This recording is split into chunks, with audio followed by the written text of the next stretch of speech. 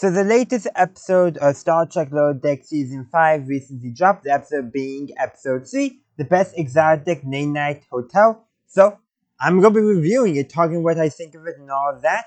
So let's just first start off, address the description of it on Paramount+. The Lower Deckers hunt nanites on a resort in space. I just love how they just added that in space thing, like, it's Star Trek, we already know it's all in space, but, it's basically a moon-sized resort that's artificial. It's a space station that happens to be a resort. Not too much about it, but there's two plots going on. Actually, most three plots, but two of them are intertwined. So let's talk about Boimler's plot first. He, along with Ransom and Billups, go on an undercover mission to try to find an admiral who has gone AWOL. And right before that, Jet comes in, missing his hands, because he was just on a mission with Billups and Ransom, where he lost his hands. And it's basically he's convinced that they throw him and other people lower down into dangerous situations to make sure it's safe. This gets Boimler paranoid, so he keeps on making a bunch of stupid mistakes. While the real reason why Boimler was brought along was actually because he's a clever planner. He thinks things through. He thinks ahead. He can get out of almost any scrape. And that's why they really brought him along. But, the ending does show that and all that. And the Admiral, well, he's given a task because he went AWO because he's tired of milking space whales of all things.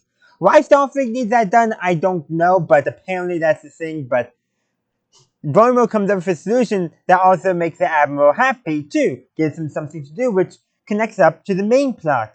And that main plot is Tallinn, Tendi, Rutherford, Milner, and Jennifer the Andorian are sent on a mission to capture some nanites. And so let's just jump to what is going on. Jennifer is acting like she and Milner never broke up. And so Milner is confused because she thought it was clear, even though she never actually said it. She was trying to avoid an emotional conversation. But it turns out that Milner was just being messed with by Jennifer. Jennifer was trying to get back at her. So they reconcile. They don't get back together because Jennifer is being given a promotion and transferred to another ship.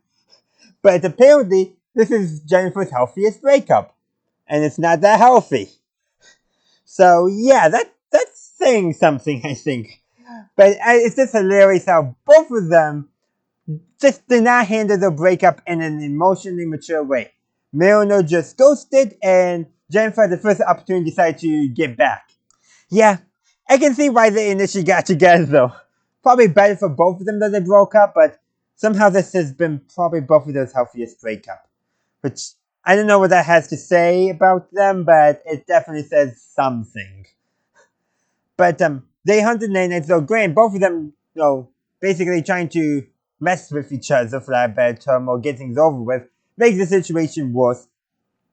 And thankfully, they're able to actually work together in the end and disrupt the signal that's causing the nanites to, behave as a collective.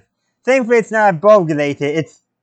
I kind of want to say it's Voyager related, but it's not. But apparently, in a parallel universe that's on a much smaller scale than the main Star Trek universe, there's an Intrepid-class ship that got sucked into the main universe and trying to get the stuff they need to create a rift to get back to the main universe.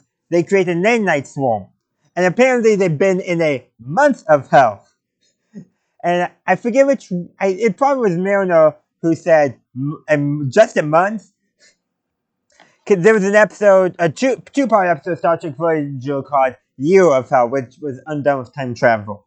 But this is how the other part with Boimler got connected. He basically got to arrange that this admiral who's sick of milking whales, which he also does in that other parallel universe, to devote all his energy and efforts into getting this Intrepid ship, whose name I totally forgot, but get that ship back to its own universe. Give him an actual meaningful task, helping other people rather than milking space whales. There's also the a minor plot point, not too long, but we apparently learn that Talin has a favorite musician. And like literally, they show a couple of times where she's no, barely holding her emotions in check, but in her typical Vulcan way. And she actually meets him, and and learns that he practices Vulcan meditative techniques and has adopted some Vulcan practices, which is just amazing. And then Tendi gets her a signed autograph of the musician. Was it Croc? Maybe something along those lines. And and Talin and her usual thing is like, "What's this? A spin to face kind of deal." And typical Vulcan response, then when Tendi says, "Oh, I just recycled," and then Talin is like, "No, no, no, I'll hold on to it in case I need to study handwriting samples." She is clearly unhinged. You can see why she's much better fit for the Cerritos than she was on the Vulcan ship she was originally on. So that's the plot and all that going on. So, one, we should address, discuss what each character learns, because that's the core of this episode. Boimler learns that he is obscene and appreciated for his skills, his overthinking by his superiors. Sherrod, on the other hand, the Ransom and Bit Up thinks he loves getting in danger, and that's literally how the episode ends, with him running away as they talk about a new dangerous mission because they think he likes going in danger when he doesn't. But Boimler, they do understand him. And Boimler knowing that was a real good confidence booster for him, because it does happen often where his confidence is and self-esteem is brought back down because he misunderstands something. And by the end of the episode, it comes back up. But this is really, I think, the first episode where it's shown that his superiors do see him for his skills and appreciate his skills as they are. They appreciate that he overthinks things.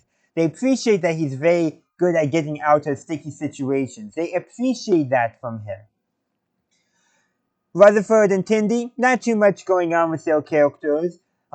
Probably going to go on more, but hey, sometimes you can't talk about every single character's plotline and overarching character story in one episode, because guess what? You wouldn't be able to talk about all the characters then.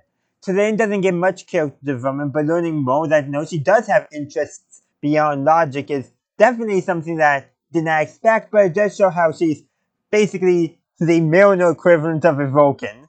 And then Milner definitely has a huge plot point, story arc, character arc in this episode.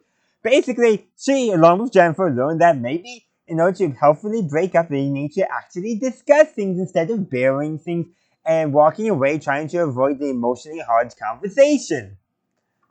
But that's just such a Milner thing to do.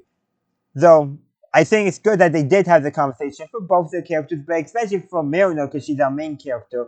And as she matures as an officer, which we have already seen in this season, she needs to, learn the benefit and the importance of healthy, proper communication. Because, okay, in a relationship, it's still very important to communicate very properly, but life or death situation, she does not communicate things correctly, or there's a personnel conflict between her and another crew member, that could cause things to go bad. In fact, the conflict between Jennifer and Milner made the Nanite swarm much worse, because they were not properly communicating and it interfered with their jobs. If they had just communicated, things might have been a lot better.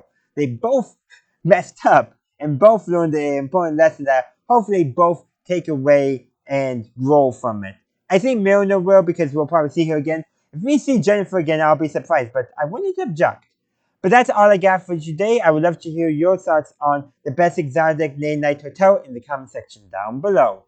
Thank you for watching my video. I do hope you enjoyed it. If you did, please be sure to give this video a like and share. Also, consider subscribing to my channel to stay up to date on all my latest content. In the meantime, thank you for watching, and as always, have a good day, a good night, wherever you are. May the force be with you always.